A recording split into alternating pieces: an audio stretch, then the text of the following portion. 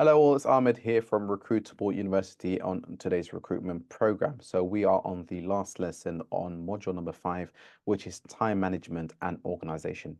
Time management and organization, it's probably one of the most important parts of recruitment, making sure you are able to organize yourself and you can manage your day so you get the most and be the most productive and get the most out of your day as possible. So let's get straight into it. What you want to do is set yourself up with daily and weekly to-do list. It's so important because what you want is to visualize and see. Hey, Ahmed here. I hope you're finding value in this video. If you need any free advice or help with your recruitment agency, or you're thinking of starting your own agency but have some questions, feel free to join our weekly Q&A. You may have seen some clips from it on my page.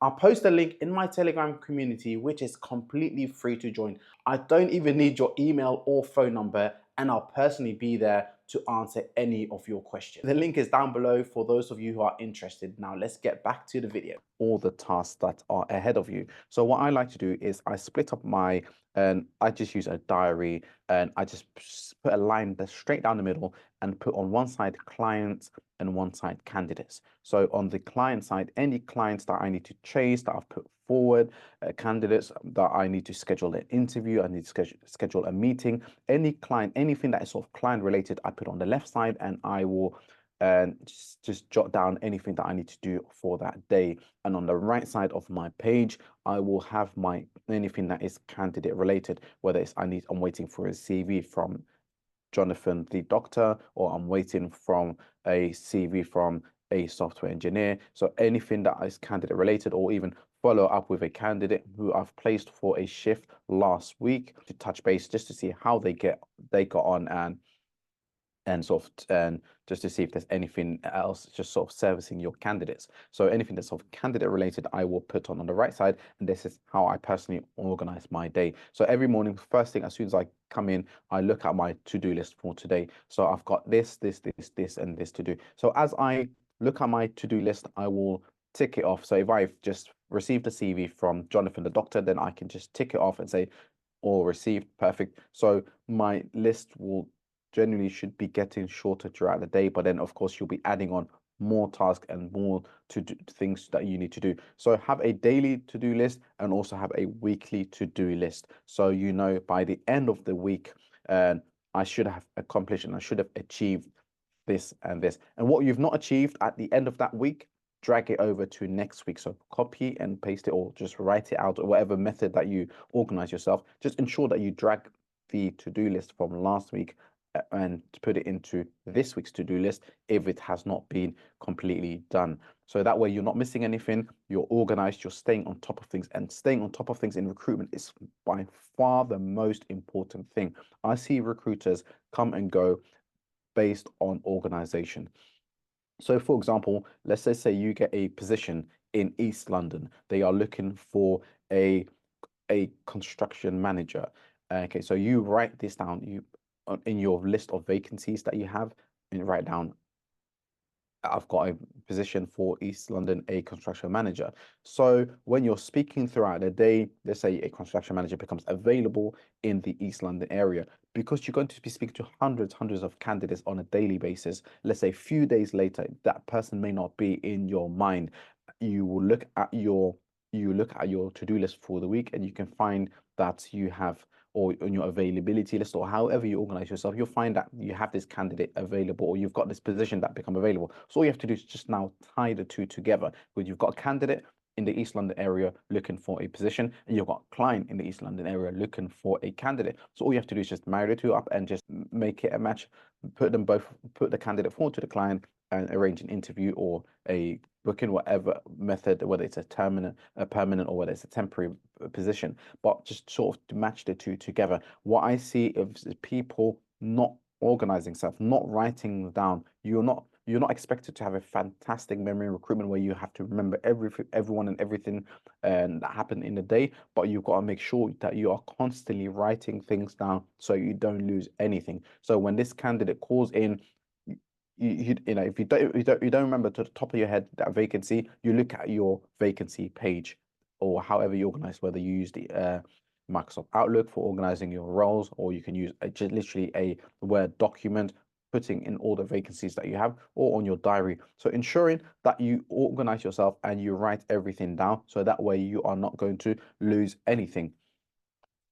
So another thing is prioritizing high value tasks. When it comes to recruitment, it depends on what niche you're in, but generally speaking, in most niches, you'll have different disciplines or different grades of candidates. So, for example, if you're in the healthcare industry, you've got doctors, you've got nurses, you've got healthcare assistants, you've got clinical administrative staff. So it's about, let's just say you get so many vacancies, which one are you going to prioritize? Try to prioritize the high value ones first, the ones that are going to make you the most money, the ones that are going to get you the better return of interest. So because at the end of the day, when it comes to recruitment, you're going to spend the same amount of time speaking to your candidates, whether you're speaking to a doctor who's earning much higher than a healthcare assistant who's earning a lot lower. So you're going to spend the same amount of time when it comes to speaking to them on the phone, sending them a CV request, getting their CV, screening their CV, putting it forward to the client, waiting for the client to respond back to you, then booking the candidate in for an interview or booking them straight into the shift. Generally speaking, it will take you the same amount of time. So if you've got now a position where they are hiring a GP or a position where they are hiring a healthcare assistant, you look at, okay, which one am I going to get the most for from the time that I will spend on? And that is the one I will prioritize, and that is the one that I will work on first. So look at your day, as we said, organize your day, come in the morning, look at your to-do list for the day, and make sure, try to get everything ticked off during the day. And as you are looking through your schedule for the day and the vacancies that you've got available on your desk, look at which one is going to make me the most money, which one is going to make me the more profitable, and try to prioritize that one over the ones that are not going to make you the most profit. When I say this, for example, you may have a hospital that contact you, say I need a nurse just for 1 day a week, and then you've got another hospital who will contact you and say I need a nurse for 5 days a week. So it's quite obvious that the one that you should prioritize is the one that is going to make you the most. So you should prioritize the one that is going to that are looking for a nurse for 5 days a week. Saying that does not mean that do not prioritize, or sorry, do not give any attention or do not work on any roles that are not of high value. There's times when it comes to if you don't have enough roles, or you don't have other vacancies, work on the ones that you have available at your hand, and understand also that a 1 day a week role can turn into a long term. A short term position can turn into a long term. You can so I've had, for example, where they wanted a candidate from me for literally just a few days, and this candidate's been working there for at least a good 8 to 9 months consecutively. So you never know, that 1 day can turn into a longer term. So don't also underestimate it, but prioritize the high value task over the non-high value tasks. Diarise and follow up. So I did touch up on this, but just diarise everything that you are doing. So for example, if a candidate says to you, I'm not available at the moment, I'm just walking my dog, and can you give me a call back later on? Yes, no problem at all. What time later on? Can you actually give me a call next week, Thursday at 11 a.m.? Perfect. Put that in your diary. You're not expected to have a fantastic memory to, next week, Thursday, that you wake up in the morning and say, oh yeah, I need to speak to this candidate. Write it down. So whether you use your phone and you use Siri and just, if you've got an iPhone, and just say, can you remind me next week, Thursday, or you use Outlook and you put a reminder in, so it just pops up on your screen. Put it into your diary as well. For just write it down. And I'm quite old fashioned, so I have a physical diary, but I just write everything down. And on a daily basis, I'll be coming into the office and looking at my diary. Okay, what have I got to do for today? So then I will see on Thursday morning, 11 a.m. I've got that call with Jessica, the candidate that told me to speak to her at 11 a.m. So that way you're not missing anything. So ensure that you are always diarising everything and that you need to do, and follow up things as well. It's so important. It makes the difference, because you never know, just that follow-up call can get you the sale that you need.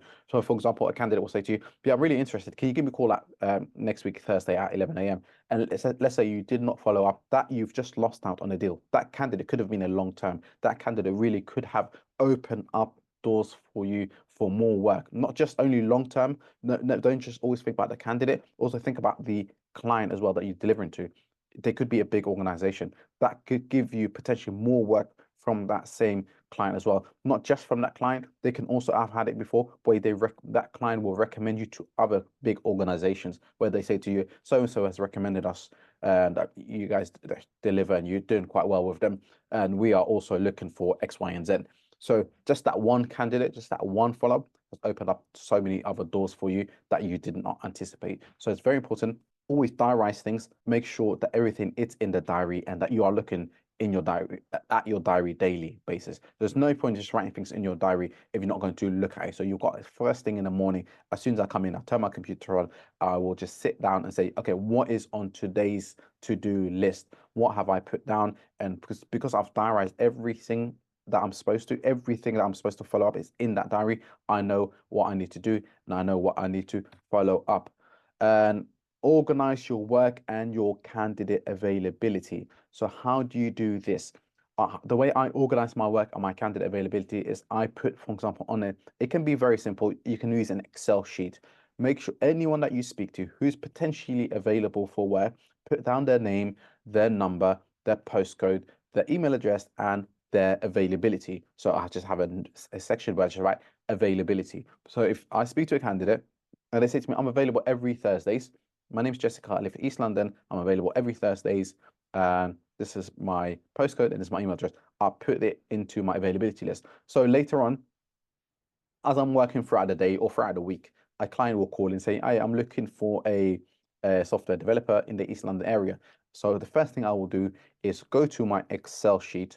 And if you've got your niche that you're working on, then it's straightforward. But if you're, let's just say you're doing general recruitment where you just sort of not focusing on one niche and you're just doing a bit of everything, then have a section where you write down the candidate's profession. So then go to an Excel sheet and just go through the filters and trying to filter through by the professional. So if you're looking for web developers, it will just bring up all the web developers on your availability list that you've spoken to and then try to narrow even more by going into, for example, London area.